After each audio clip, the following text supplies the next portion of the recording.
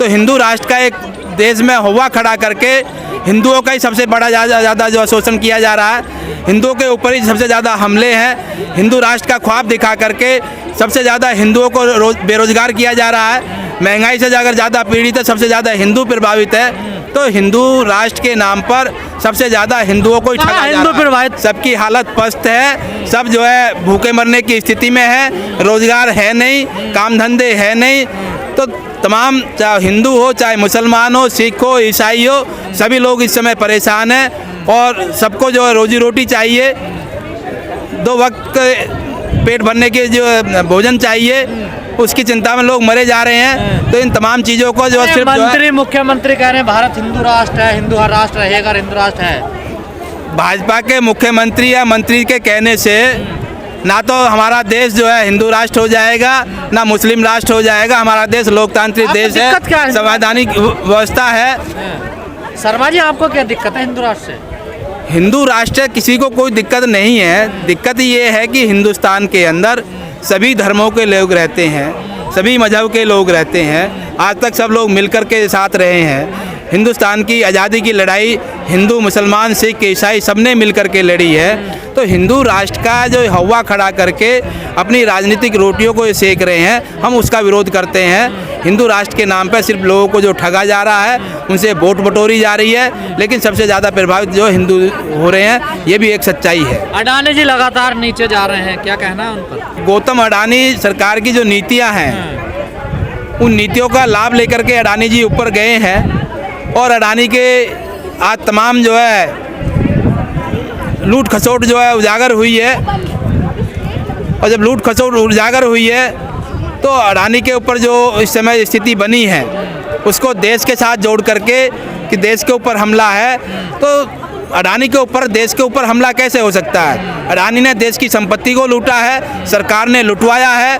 अडानी को बचाने के लिए पूरी सरकार आज उनके साथ खड़ी है। अडानी को गिरफ्तार किया जाना चाहिए, उस पर मुकदमे दर्ज होने चाहिए, लेकिन गिरफ्तारी होती है मनीष सिसोदिया की, गिरफ्तारी अडानी की नहीं होती है। और ये गिरफ्तारी मनीष सिसोदिया की भी इसलिए की गई है कि हैंडवर्क की जो रिपोर्ट है, अडानी को बचाने के लिए, मुद्दों से ध्यान हटाने के लिए, इस पूरे घटनाक्रम से ध्यान हटाने के लिए मनीष सिसोदिया की गिरफ्तारी जो की गई है। आपको लगता है मनीष सिसोदिया निर्दोष है? मनीष सिसोदिया को जो गिरफ्तारी है राजनीति के स्टैंड है, और लगातार जितने भी सीबीआई द्वारा सरकार के सह पे जो ये मुकदमे हो रहे हैं, कोर्ट में जाकर के तमाम मुकदमे खारिज हो जाते हैं। एक भी मुकदमा सरकार साबित नहीं कर पाई है। तो ये इस बात से तो बिल्कुल साफ है कि जो है सरकार सीबीआई का दुरुपयोग कर रही है, क्योंकि चार्जशीट के बाद जो है जितने भी जजमेंट आते हैं, वो सारे जजमेंटों में जो है जांच का इंतजार कर लो ना। आप लोग पहले कहने लगे कि निर्दोष है मनीष सिसोदिया, उन पर कोई आरोप नहीं। तो अडानी को क्यों नहीं गिरफ्तार किया गया? बीजेपी के तमाम नेताओं के ऊपर दुनिया भर के मुकदमे हैं, उनको गिरफ्तार क्यों नहीं किया जा रहा? विपक्षी नेताओं को ही क्यों गिरफ्तार किया जा रहा है? तो सवाल तो बनता है कि जो है सिर्फ एक तरफा कार्रवाई क्यों हो रही है? अगर कार्रवाई होनी है तो मनोज सिसोदिया के ऊपर कर रहे हो, तो अडानी को पहले अब तक जेल भेज देना चाहिए था। क्यों नहीं भेजा इन्होंने? अडानी ने क्या किया है?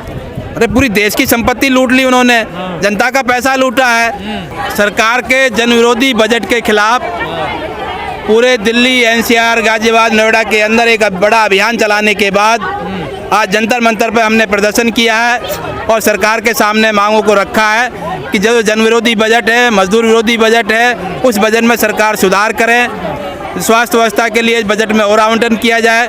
मनरेगा के जो बजट में जो कटौती की गई है, उस कटौती को सरकार वापस ले और पूरा जो बजट में जो है फंड प्रधानमंत्री जी कह रहे हैं अमृतकाल चल रहा, अमृतकाल का बजट है ये। आप कह रहे हैं जनता भी उम्मीद कर रही कि जो बजट अमृतकाल का बजट है, अच्छा बजट होगा, जनता को राहत मिलेगी, महंगाई कम करने का वाला बजट होगा, रोजगार पैदा करने वाला बजट होगा। लेकिन अमृतकाल का बजट, अमृतकाल का जो है ख्वाब दिखा करके लोगों के मुंह में जो है जहर ठूस दिया गया है। ये ऐसा बजट है। आप लोगों का काम तो अच्छा हो या बुरा हो, विरोधी करने का है? नहीं, हमारा काम जो है सरकार की गलत नीतियों का विरोध करने का है। अगर सरकार कोई अच्छा काम करेगी, निश्चित रूप से हम उसकी बढ़ाई करेंगे, उसका स्वागत करेंगे, समर्थन करेंगे। लेकिन जो जन विरोधी सरकार के काम है, विपक्ष की अहम जिम्मेदारी है कि सरकार की खामियों को, उनकी गलत नीतियों को जो है जनता के बीच में लेकर के जाए। वो काम हम जो मजबूती के साथ कर रहे हैं। क्यों लग रहा है जन विरोधी है ये? जन विरोधी इसलिए है कि इस बजट के अंदर ना तो महंगाई को कम करने के लिए कोई प्रावधान किए गए हैं, रोजगार के साधन उपलब्ध कराने के लिए इस बजट में कोई प्रावधान नहीं है। मनरेगा का जो बजट है उसके जो राशि में भी जो उन्होंने कटौती कर दी है, ताकि मनरेगा योजना को पूरी तरह विफल करने के लिए सरकार की एक सोची समझी जो है रणनीति है। तो लगातार शिक्षा व्यवस्था के अंदर भी जो है उन्होंने बजट में जो है कम किया है। तो लगातार जो जनता से जुड़े हुए तमाम जो मुद्दे हैं, इशू है, उनमें तमाम चीज़ों में कटौती की गई है। उद्योगपतियों को रियायतें दी गई है, लेकिन मजदूरों के और गरीब आम जनता के ऊपर जो है टैक्स बढ़ाए गए हैं, उनकी जो सुविधाओं में कटौती की गई है। तो इसलिए बजट जो है जन विरोधी बजट है, मजदूर विरोधी बजट है और देश विरोधी बजट है। क्या चाहते हैं आप इसमें फिर? हम चाहते हैं सरकार इस बजट में जो संशोधन करें, मनरेगा के लिए पूरा जो है बजट का आवंटन किया जाए, रोजगार के साधन उपलब्ध कराने की व्यवस्था इस बजट में की जाए, शिक्षा व्यवस्था में सुधार करने के लिए गरीब बच्चों को जो है शिक्षा में ले पाएँ, उसके लिए व्यापक जो है प्रबंध किए जाने चाहिए। रोजगार बढ़ाने के लिए जो है उसमें नीतिगत बदलाव होने चाहिए। सरकारी नौकरियों पर जो पाबंदी लगी है वो हटनी चाहिए। सार्वजनिक क्षेत्र को जिस तरह निजीकरण किया जा रहा, उस निजीकरण पर रोक लगनी चाहिए। इन तमाम मुद्दों को लेकर के हम सरकार के सामने आप तो संत कह रहे हैं सारा काम छोड़ो, पहले हिंदू राष्ट्र बनाओ भारत को। संवैधानिक रूप से जो है लोकतांत्रिक देश है, सभी धर्मों के लोग यहाँ रहते हैं। हमारे देश के संविधान में लोकतांत्रिक व्यवस्था है, लोकतांत्रिक देश है।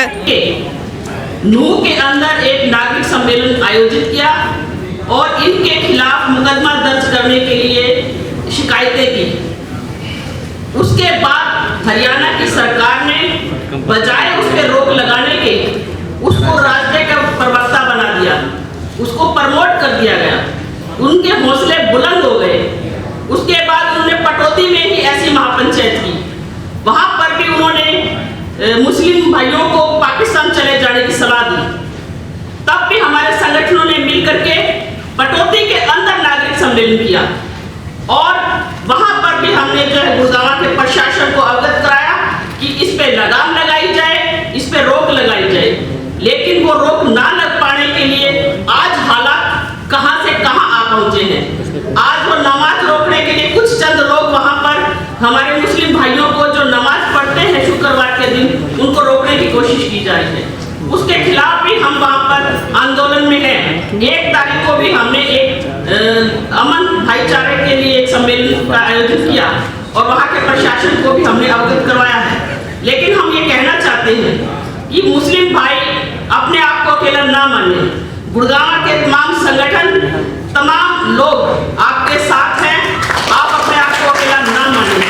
और मैं ये भी विश्वास दिलाना चाहती हूँ कि हमने जितने भी आयोजन किए उसके अंदर महिलाओं की संख्या बहुत ज्यादा थी। और उसके साथ साथ ये जो राजनीति है, ये राजनीति नमाज तो एक बहाना है। असल में संविधान को हटा करके मनुस्मृति को लाना है इनका मकसद। और ये सिर्फ अल्पसंख्यकों पे हमले की बात नहीं, आने वाले समय में ये दलितों को भी निशाना बनाने की तैयारी में। इसीलिए हम सबको मिल करके आज देश को बचाने की जरूरत है, आज संविधान को बचाने की जरूरत है। हम सब मिल करके लड़ेंगे और ऐसी ताकतों का मुंह तोड़ जवाब देंगे। धन्यवाद।